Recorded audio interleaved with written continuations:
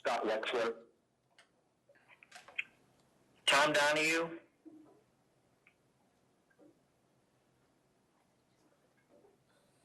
Is that it?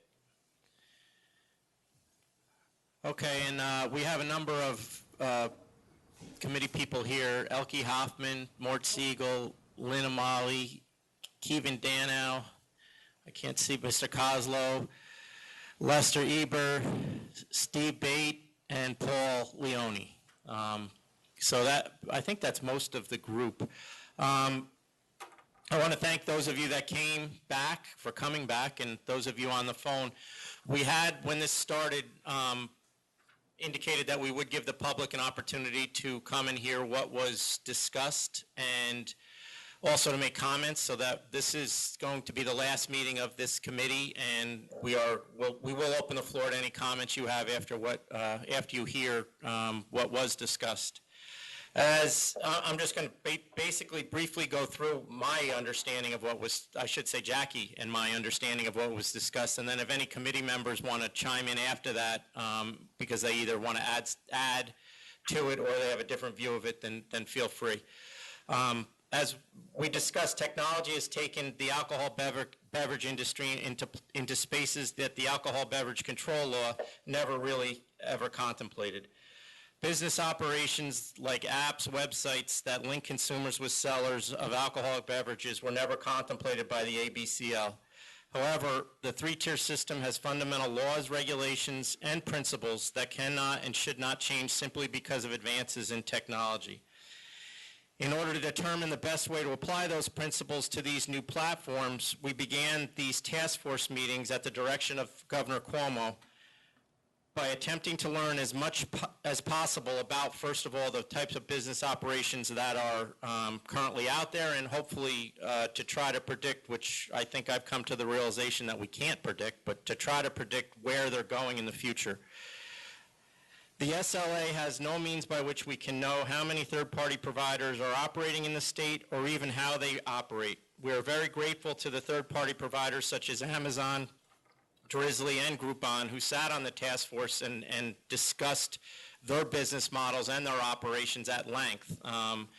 And they're the only three that were on the task force, and we asked them to be part of the task force because we felt it was important to have people that were actually in the business be part of these discussions. And you know, I believe everyone would agree at certain instances they did take some heat from other aspects of the industry, and they took it all very well, and I appreciate their attendance and their participation. What became most immediately clear is that there are many different types of platforms currently in operation. Some focus on-premise licenses like restaurants and bars, some focus on grocery stores, and some apps focus on discounting products, others as a means of paying a tab, and another sect aims to pair retailers to customers without even consummating a sale. The variety is large, and there's no definitive way for us to be informed about every new model that begins operation. What we heard from all the task force members was a strong belief that the level of responsibility and control required by licensees for their brick-and-mortar face-to-face sales was the same for sales facilitated by third-party providers. Yet, with the massive different variety of platforms in existence, it's possibly a misguided task to create one legal framework for all models. And as a result, we determined that we were not going to try to do that at this task force. When examining the operations of different platforms and asking questions about control, there were clear differences between on-premise operations and off-premise operations. On a basic level, there's a difference in the functions on-premise and off-premise may outsource. For example, a package store may have inventory that a third-party provider is packaging and labeling for delivery to the customer, but it is highly unlikely, and we have yet to see a third-party provider have a person operating and serving alcoholic beverages to customers in a restaurant. On all on-premise operations known to the authorities still require actual service and involvement by the licensee and the licensee's employees. In an effort to narrow the discussion to a workable universe, we focused on off-premise sales involving third-party providers. that more frequently fail to clearly disclose who the licensed seller is and operate in a manner, or could operate in a manner, where the third-party providers can exercise more influence and control than in on-premise venues. Discussions about the importance of licensees retaining control over their operations. The task force focused on 3 areas. 1 was product selection. 2 was the selection of the prices at which the product is sold. And 3 is the actual acceptance of an order by a retailer. Distinctions can be made between those who suggest products and legitimately assist licensees in selecting products and prices versus scenarios when unlicensed entities exercise control of the selection and price. Some task force members had different views on the importance of actual licensee acceptance, but the majority felt an affirmative acceptance by licensees was an essential action that ensured licensees were not passive entities in the transactions. A large part of the task force discussion focused on the finances of sales. The first topic was the processing of customer payments. Good arguments were made as to why third-party providers were better equipped to process payments than the licensees perhaps themselves. Therefore, the task force did not focus on whether third parties took a portion of the consumer payment prior to the licensee receiving funds, but merely the amount or the means by which the third party was compensated.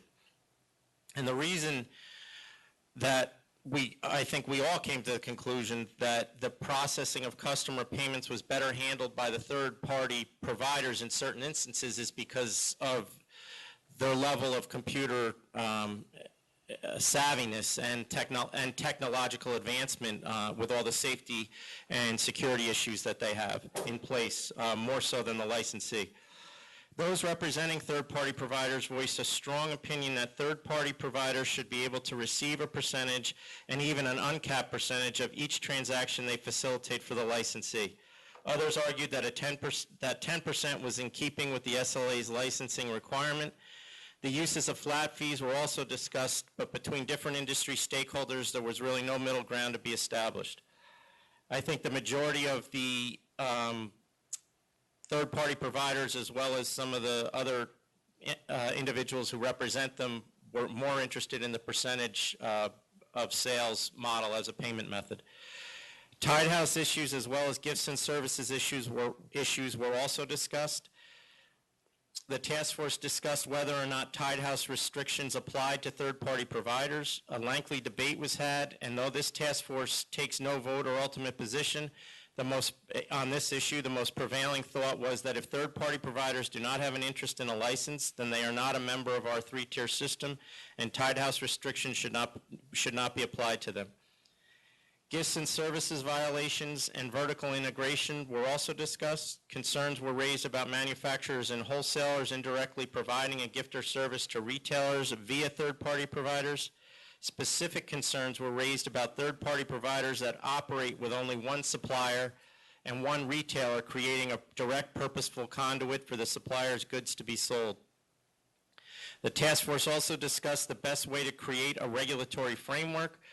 Those representing third-party providers and the third-party providers themselves advocated for an advisory document or an advisory document only that would lay out exactly what the obligations were for the third-party providers as well as for the licensees. SLA staff cited that advisory documents do not, 1, identify third-party providers to us or their business model. They do not create a means by which licensees can easily understand the legality of a third-party provider's operations. And 3, advisory documents leave third-party providers outside the agency's jurisdiction and renders the retailer the only entity responsible for the sales facilitated by the third party. Authority staff argued that an advisory approach creates no responsibility or accountability on the part of the third-party providers. The task force also discussed the possibility of legislative changes as an option. We discussed possible amendments to ABCL sections 105, 106, and all manufacturing licenses with retail privileges. The discussed possible amendments were prohibitions, meaning these license holders would be prohibited from permitting any other entity another entity from selecting the product they sell, selecting the price at which they sell it, and they would also be prohibited from letting another entity accept orders on their behalf. These amendments were for the most part viewed as a means by which bright line rules would be known and enforced. Concerns were raised about gray areas for those who suggest products and prices rather than dictate them. However, the task force acknowledged this difference, and I think I need to point out specifically that when we talked about possible amendments to the law, we were talking in a very broad way. There were no drafts. There was no language discussions. We were just putting out there the possibility that maybe that would be a way to go to try to regulate this. The task force also discussed creating a permit for third-party providers. Such a permit would enable retailers to engage third-party providers with confidence in compliance. A permit would identify those third-party providers actually operating and permit the SLA to review operations, their books and records for compliance.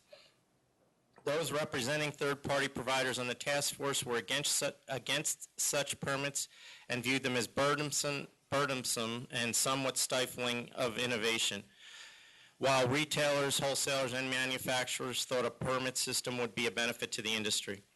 As I said, no draft legislation or any specific bill language was discussed with the task force, and no permit language was discussed either. Most seemed to feel this option's merit would be dependent on the specific language of the permit. The task force has enabled the SLA, and specifically myself, to gain valuable industry input on this complex but important issue. Today, we are here to obtain any further input on the topic from industry members on the task force or here in the room or on the phone. I do want to stress that this is really just the beginning of our looking into this issue. We were directed to put this task force together by Governor Cuomo. I think we got a great deal of valuable information. What we are doing now at the New York Liquor Authority is we're contacting other states. Ms. Flug has been on the phone with 3 already, and we're going to continue to contact other states to see how they're dealing with these issues. And I also believe we're going to, down the road, have further task force to deal with other aspects of the industry, other aspects of the internet, e-commerce industry, such as the on-premise providers, as well as other internet sales and things of that nature. I want to thank the task force members again for being part of this, those on the phone and those here today. Your involvement was instrumental in bringing out, I guess, all the issues that were discussed. The one thing I can say is there was not a consensus. I've done 2 of these task force. The first one, the whole point was to get to a consensus, and we did. Here, there was not a consensus on anything, which really indicated to me how hard and how important we need to look at this issue, because it's going to affect everybody. So I'll open it to the other task force members or anybody on the phone if they want to add anything, and then I'll open it to the floor. Thank you. Chairman Bradley, I thought it was a very good summation in terms of.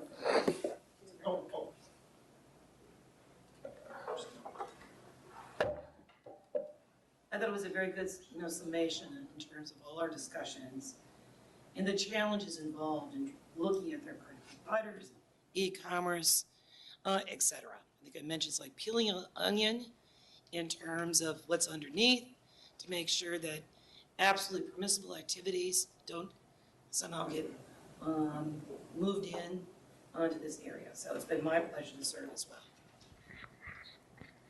From my perspective, I would like to agree with what Lynn just said. I think the discussion was exactly the way you described it, and I think it's good when you have different viewpoints in something like this. I've always had great relationships with Kevin and Mark. We've done a lot of things together in the past. We were in agreement on a lot of things. The one point that I feel was not emphasized enough is, from my perspective of things that I've been through in the industry, this is one area where the consumer interest is extremely important for the very reasons that you spelled out as it relates to the technology.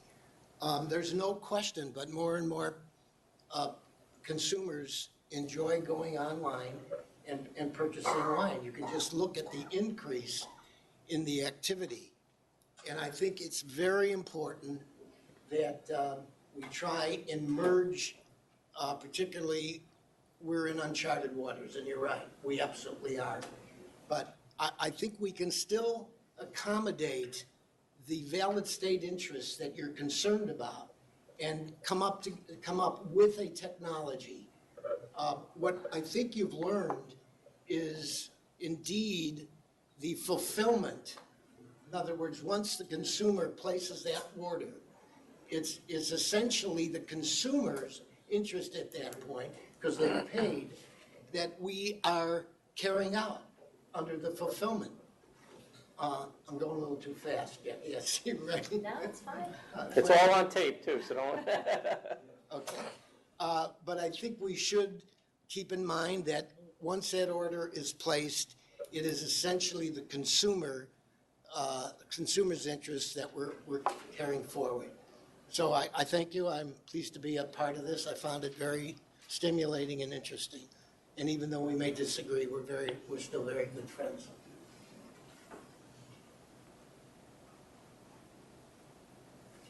Anybody else?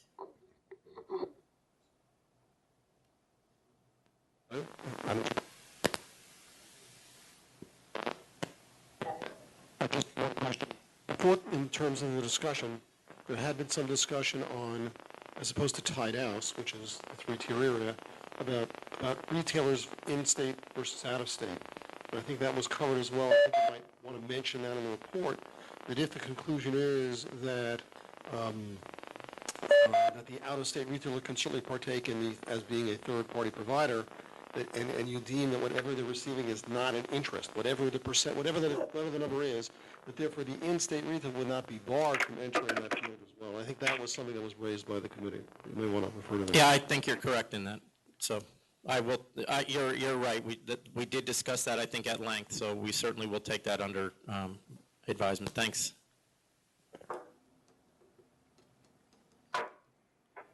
Anyone on the phone? Jeff Saunders. Jeff, do you have anything to add?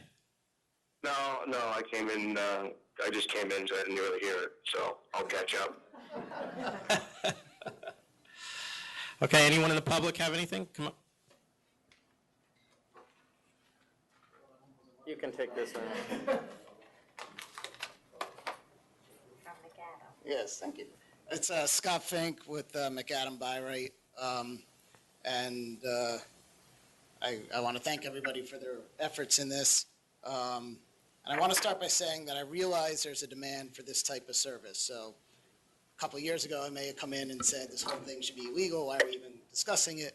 But I'm not winning that fight, so I'm not here to continue with that. But my biggest concern is perception. And I didn't hear that in your summary. So it's the perception to the consumer of who they are buying the wine and liquor from. And I'm opposed to anything that furthers the perception that they're buying from these apps. And one big red flag that came to me was how customer service is handled. So I contacted Drizzly to find out, they gave me a copy of their contract. And if I'm saying it wrong, they can quote me, but they contact the customer if there's a problem with the order. They contact the customer if the item's out of stock. They suggest a replacement. Of course, that input's coming from us, but they're the one contacting the customer. They contact the customer if the delivery's going to be late. So they act like it's their customer. Therefore, they are a virtual liquor store. And if they are a virtual liquor store, they're a liquor store playing in an unfair playing field. They're a liquor store that does not require a liquor license. They're a liquor store that does not have to stock any product. They're a liquor store that does not have to take any responsibility for delivering to a minor. They're a liquor store that makes, in some cases, an automatic 10% with no risk. I'm not sure on this, but I also think, maybe this was some of the conversation, they'd be allowed to receive ads or money from suppliers. So that's not a level playing field. That's the type of liquor store I'd want to own. So if you don't think I'm right about this, about the perception, I can ask the members on this committee who have bought items from Amazon, name the last 5 retailers who supplied the items that you got, that you bought on Amazon. Because I couldn't. I buy from Amazon. That's the retailer. So using us as a fulfillment center is not, the perception to the consumer is that they bought from these third-party entities. Those third-party entities have just become liquor stores, and they become my competition because I have a website. And when you go on Google or you go on a phone, you are now, their app is competing against mine. And if the consumer buys the same bottle of wine or same bottle of Absolut from their site instead of from my site, I pay an extra 10%. So it just doesn't seem to be a level playing field. Secondly goes to exclusivity. So the other problem was when I called Drizzly, apparently there's already a liquor store in my neighborhood that services Drizzly, so I'm not allowed to join. So level playing field for all liquor stores, which I know is a big deal to the State Liquor Authority.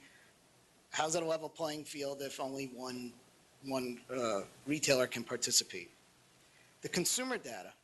I don't own the consumer data. The app owns the consumer data, or the third party owns the consumer data. If they're giving me a customer, it should be my customer, not their customer. All they're doing is passing on a sale. So, I mean, that's the gist of my arguments, the way they operate. I'm not saying an app can't exist. If you go onto the app, what you should get is a list of all the liquor stores in the neighborhood that supply the product or the wine or the liquor that you're looking for, the prices that those stores have that liquor at, a rating maybe that consumers put in for what those products are, and then let the consumer make the decision, this is the store I want to purchase from. They can collect the payment, they can operate that way, but once the sale is passed on to us as a liquor store, it is our customer. We should be fulfilling the order from all aspects, all contact with the customer. The customer has now been connected to us. And in that case, I can see paying a fee for that service. But otherwise, they're just another liquor store that's trying to get around having a liquor license. Scott, you're a retailer? Yes, I'm a retailer. McAdam Byright. I'm on 3rd and 28th in the city. And I've had a website for almost 20 years. Selling Long Island Line only was the first thing that I did. And, you know, I also, just in case you don't think, you know, I have a background, I was the IT manager for Philip Morris. I know all about technology. I know about what's going on with the, you know, that's what I'm saying. I'm not here to say this isn't the wave of the future. It is. But anything that's allowing these third parties to act as a liquor store, in my opinion, should be a violation of the SLA. Can I comment on that? After I do. Okay. And I tried to touch on everything touch a little bit on everything we did discuss, just to ease your mind. That was discussed, and I think everyone, as far as perception, and I think everyone, that's one thing we did have consensus on, that the perception should be that they're buying from the licensee. So I don't think anyone here disagrees with you on that part of it, and also the part about that they are your customer. I don't think anyone disagrees with that either. As to where the line is for consumer data and things of that nature, I think that there probably isn't a consensus, particularly since Drizzly was part of the committee. But I just wanted to let you know that. But go ahead, whoever's on the phone. Yeah, Jeff Saunders. A couple of things, Scott. Since I do use Drizzly, Drizzly to me is like Uber. Uber has your credit card. You call them, they pick you up. When you're done, you don't have to pay. You get out. It's convenience. So Drizzly, their people with their credit cards on file. We get the phone call. We fill the order. If there's a problem, I don't know what you read. We fix it. We deal with the customer, and we say we don't have liters. We have fifths. So they don't have anything to do with switching, because if you think about it, if a customer orders a liter and gets a fifth without being told, they're going to be upset. So we do that internally.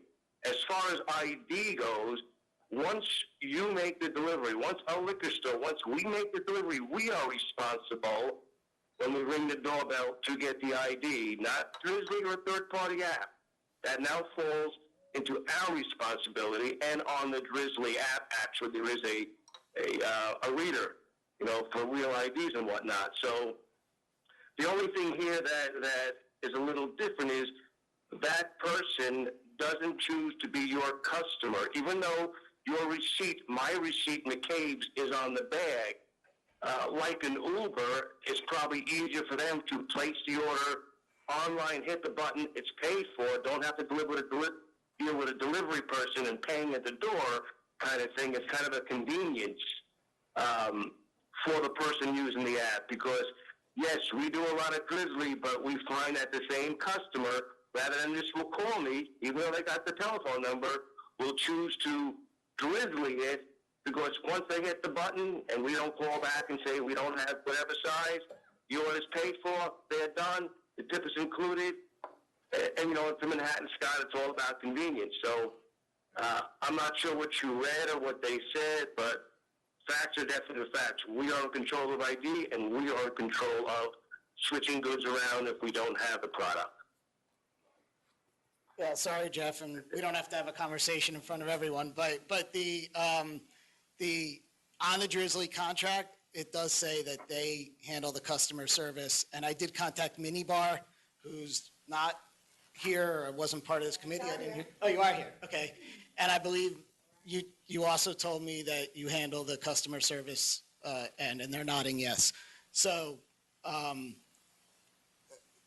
I don't know how Drizzly's working with you. You've explained it, but then that's not a consistent message that they're sending. And like I said, Minibar operates a little differently.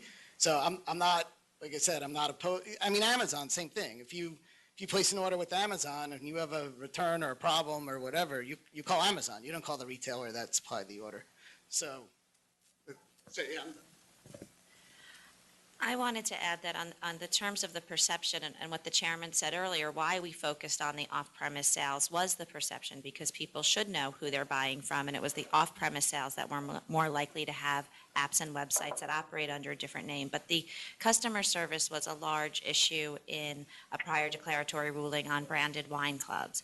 And it has come up that you're never getting a person at the store, exactly what you're saying. But the way that the members viewed it at that time, it was a totality of the circumstances test on the availing. If that was the only thing that a retailer was outsourcing, was the customer service, I don't think I'd have a problem with that. But if you're outsourcing everything else about running the shop, it would be. So customer service, I don't think really came up during, the task force, but it's come up in our prior looks at third-party providers. And yes, I think it could be problematic depending upon what the entire circumstances were. And I see that Minibar, I think, would like to say something.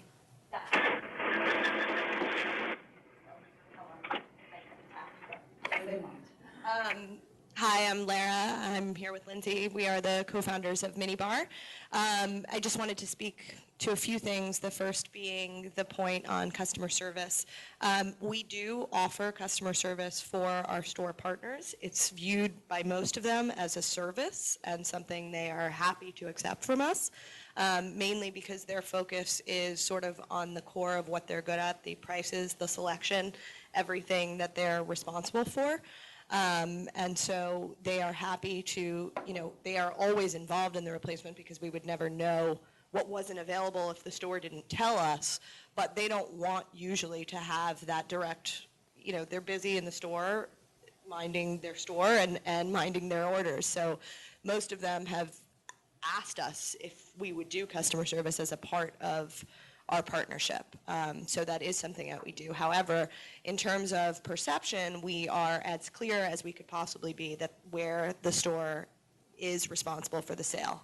So we do not actually currently process the payments. The store itself is listed on the credit card statement, on any receipt that they get, on our website, at checkout, on every product page. So we are very clear about the store that the partner is coming from, and we also do have multiple stores that cover each territory and have an open platform. So I just wanted to address some of the points that you made. And I also wanted to address some of the things you discussed before, and thank you for having me and letting me do that.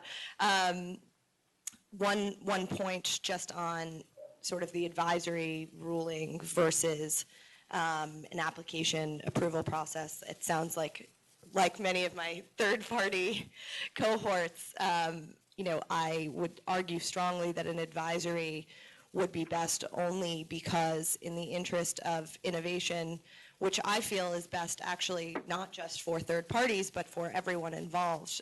When you look at sort of the path innovation has taken, when there's an attempt to sort of subvert innovation by forcing processes, and I'm sure you would be as expedient as possible, but there's a ton of new apps that come up all the time. There are a ton of new technologies that come up all the time, and forcing all of those to go through their own sort of registration process, I think, might delay innovation in a way that is detrimental to not just the third parties and the consumers, but to the retailers and the package stores themselves. Because what we've seen is, in order to facilitate customer transactions, you see wine clubs, et cetera, that try and subvert the three-party system for that reason.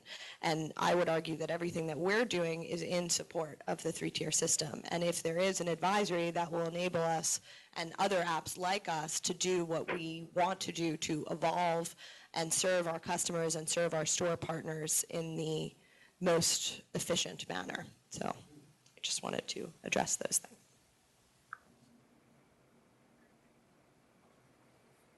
Anybody else have anything? Anyone on the phone?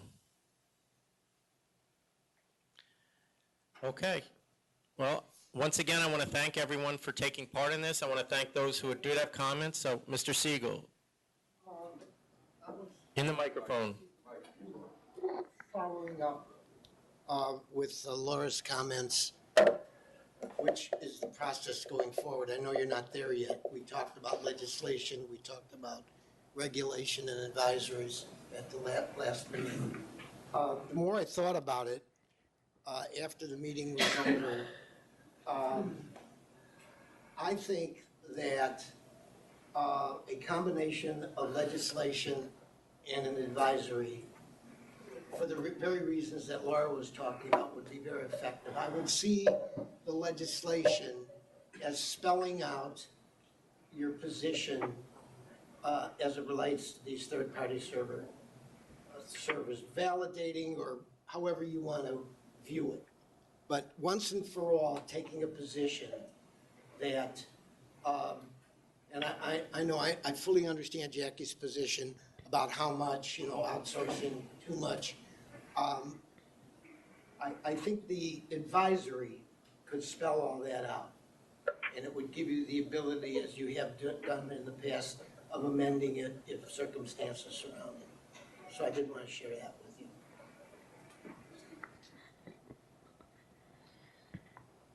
We don't want to retread ground, but having legislation have a snapshot in time, that frankly, with things evolving so quickly, everyone's interest may not be best served.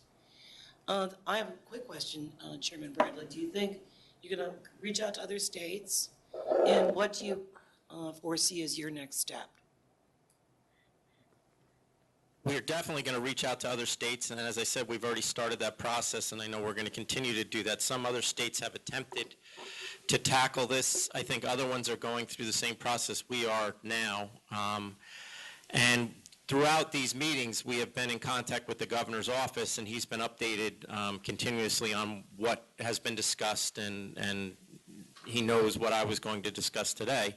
So I think we're going to probably try to get together with him and figure out which way he would like us to go. Right at this point, I couldn't really predict. I know that we have a lot of information, but as I said, there wasn't a consensus really on a lot other than the 3 points that are really important.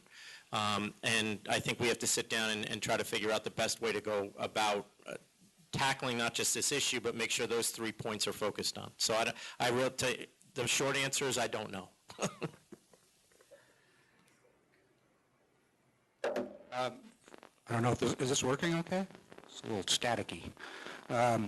First of all, just on a question about an advisory as opposed to the permitting process. I mean, how effective would an advisory be to stop like bad actors in this field, people that are maybe operating outside the law, but the producer doesn't necessarily know that that's the case, as we discussed at the last meeting. The companies that are here are obviously good players and do everything that they're supposed to, but there may be other club-type operations that aren't following the law, and as I say, the producers wouldn't know. My other point, and I'm very happy to hear that you're reaching out to other states. This is going to come out of left field a bit, but I hope you're talking to Virginia. Even though the way they've chosen to approach this is certainly very restrictive, and no one would necessarily advocate that, I do find it interesting that the only marketing portals that they're allowing are what they term as agricultural cooperatives. And that, so in other words, if the Long Island Wine Council had the ability legally to ship wines, we would be able to sign up to ship wines into Virginia, choosing a selection of wines from our region, for example. Of course, we wouldn't be able to do that legally in New York yet, but that's something we hope will be addressed at some point in another task force. Thank you. I don't want to be quoted on I don't want to be quoted on this, and I may be incorrect, but it's my understanding that nobody's been able to obtain that portal permit in Virginia because nobody qualifies for it. So I don't know how helpful it has been if you create a permit that nobody can therefore use.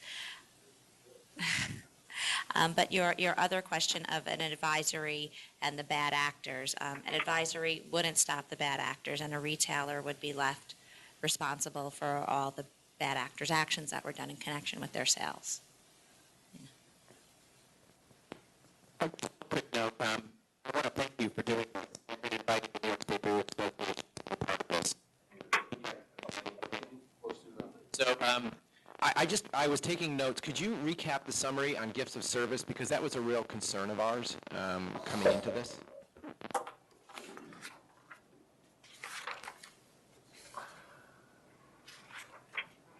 Yeah. I think the gifts and services during this discussion, the concern was most prominent when the third-party provider is dealing with only one retailer in the state or one supplier in the state. And especially Kevin raised the issue of trademarks and other things of value that were being given, and that it could even go to vertical integration. We have through declaratory rulings, also discuss the issues of gifts and services for on-premise, because after the first task force meeting, we were really discussing just the off-premise, but we have, in terms of this area, looked at the on-premise as well, and a means for suppliers to indirectly be underwriting the cost of drinks at licensed premise. So, but for the off-premise, it really raised its head predominantly when it was just one retailer that was involved, and there was one supplier involved as well. Unless Kevin wants to expand on that. No, our big concern was the influence of advertising dollars and things like that are flowing into this, and limiting access due to that income.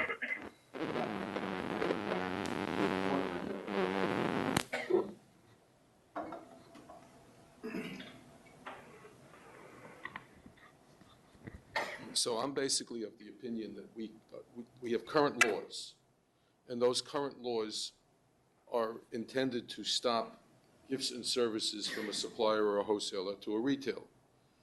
And when you are dealing with a supplier or a wholesaler that is trying to work with all of the retailers that are out there, or virtually all of the retailers are out there, the gift or service problem is considerably lessened, because it's something that's available to all retailers. And the real question becomes, have you done something that so influences the independence of the retailer that the retailer is really not making its decision based on price, quantity, and quality of goods?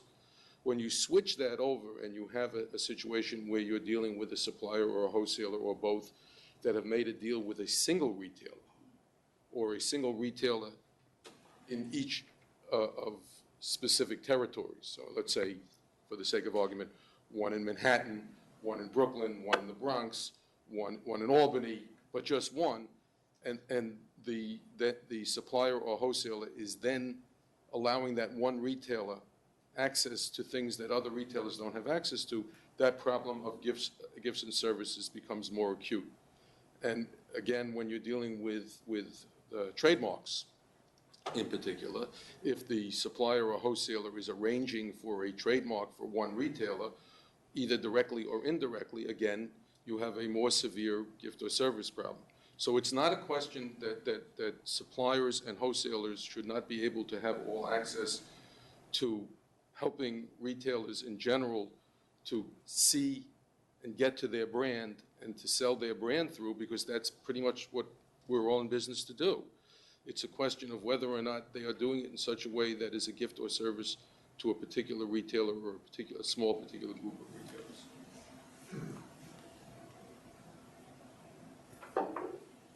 Anyone else? Lester? One of the things I believe you mentioned, that the third-party provider could handle the financial aspects of the transaction better because of their technology where the retailer didn't. Could you explain that?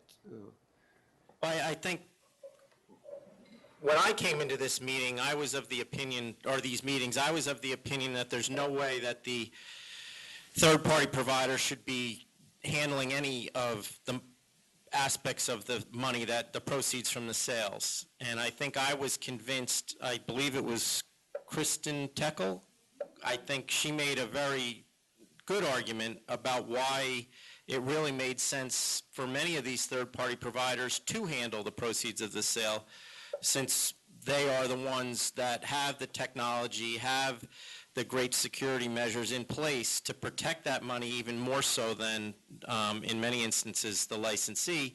And if everybody's agreeing to what the fees are, I think the risk of well, I think, and Ms. Hoffman, I think you also brought it up. I think the risk of criminal activity is less because they do have greater security measures.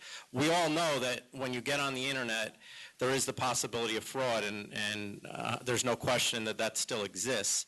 But my concern was them handling the money. Are they taking too much of the are they taking too much as far as the function of the sale? And I was convinced otherwise through these meetings. I don't know that everybody agrees with me. I don't think they do.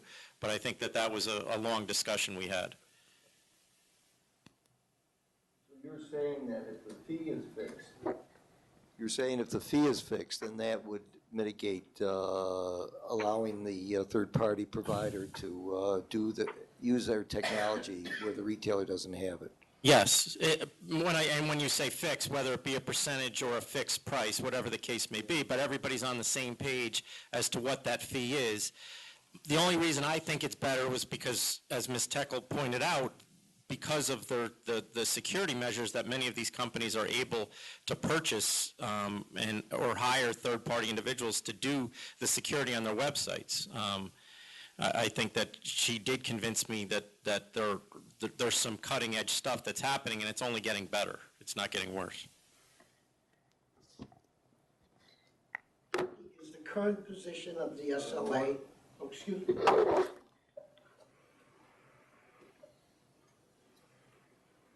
I believe it's the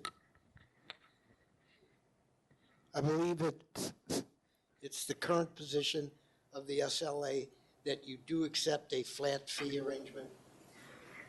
For off-premise sales, the only models that the members have ruled on and approved in declaratory rulings for off-premise sales has been a flat fee. For on-premise sales with third-party providers, they have approved percentages.